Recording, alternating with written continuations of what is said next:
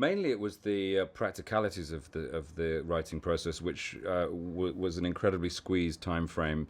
They'd already been developing and working on a screenplay, which they decided against and decided to start again. But it was a very late stage, so we were essentially in pre-production when we started writing. So any time that we had anything resembling a coherent idea, production would want to build it or design it, or and we weren't even sure if it was a good idea yet. So Doug and I were under, and Justin, who amazingly took on this job with no script. It was just the promise of a Star Trek film.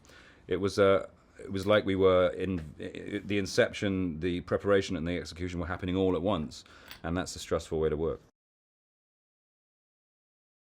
Early on in the run up to making this film, Simon reached out to us rather anxiously and said, "Look, here's a draft.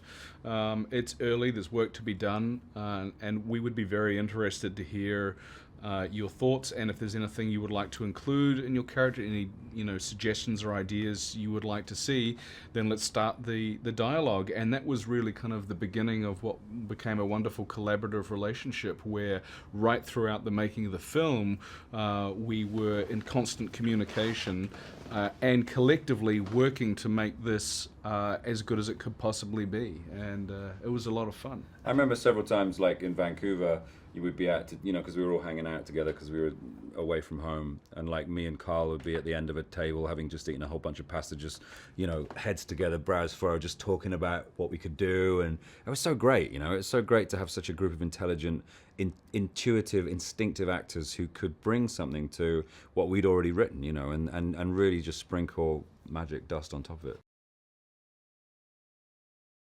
The thing that Carl brought to it, which was really interesting, it was something that didn't make it into the final cut just because of timing and pace. But it was very interesting. An example of what, say, Carl would do would be to mention the fact that Carl would have trouble with a phaser. I mean, Bones would have trouble with a phaser. You take it from that. One of the things that that I wanted to see was exploring McCoy's reluctance to take life. The fact that when he got into Starfleet, as a trained doctor, and got trained up, obviously, to be an astronaut, space explorer, that he never envisaged that he would be put into a situation where he would be forced to take life in order to protect those, his family, those that he loved.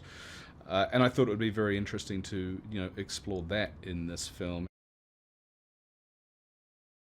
Both Doug and I felt there was a dearth of, and Lindsay Weber, our producer, felt there was a dearth of strong female characters in the TOS universe. We have, Uhura's been shouldering a lot of the responsibility for representing women, and so we brought in a very resourceful, young, tenacious female character in Jayla, and also a very authoritative senior officer in Commodore Paris as well at Yorktown.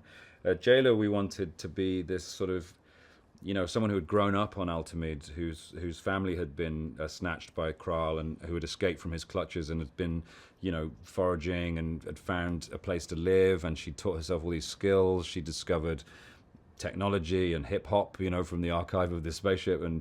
And she was just a really interesting sort of child stroke wise, not a wise man figure, wise woman figure. And finding Sofia was just the key to that character. Her brilliant speech patterns, her sort of French Algerian, sort of the exoticness that she brings with her ethnicity, and putting that into the character. It was kind of really fun to create. They're completely different. JJ's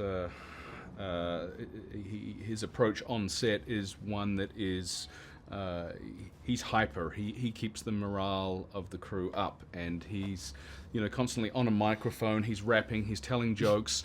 Justin couldn't be more different. He's actually a lot more quiet and reserved, but he's intense and he's focused, and he brings his long-term passion and love of Star Trek, and he infuses his shooting style to create something that is kind of like the perfect mix of old Star Trek and yet contemporizing it and making it action-packed and exciting and new.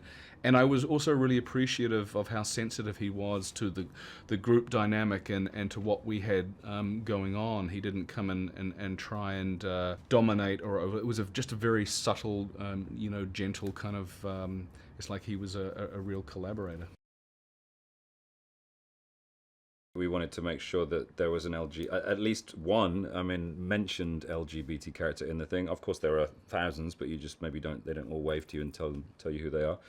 But we decided to make it Sulu because this is an alternate universe. There are alternate details. There could be profound changes in that universe. We wanted people to know that, so it didn't look as if Sulu had chosen anything. Because that's not how it works.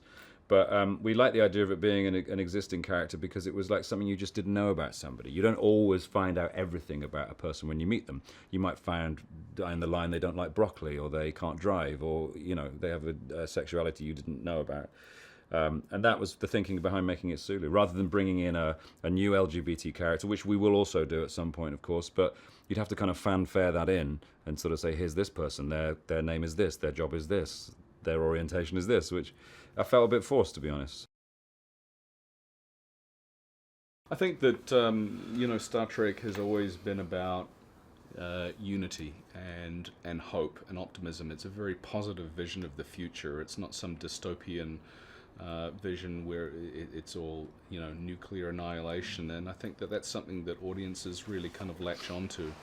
At its core, it is about unity. It's about a vision of mankind that's moved beyond conflict, that's moved beyond persecution. It's about inclusivity. It doesn't matter what your race is, your religion, your sexuality, and it is about mankind joining together in unity in the spirit of exploration. And I think that particularly in this day and age, with everything that's currently going on in the world, Star Trek is relevant now as it was in the 60s, which was also a very volatile time. And there's a lot to be learned from it. Star Trek is it's a lighthouse. It's a beacon of what we collectively all aspire to be like.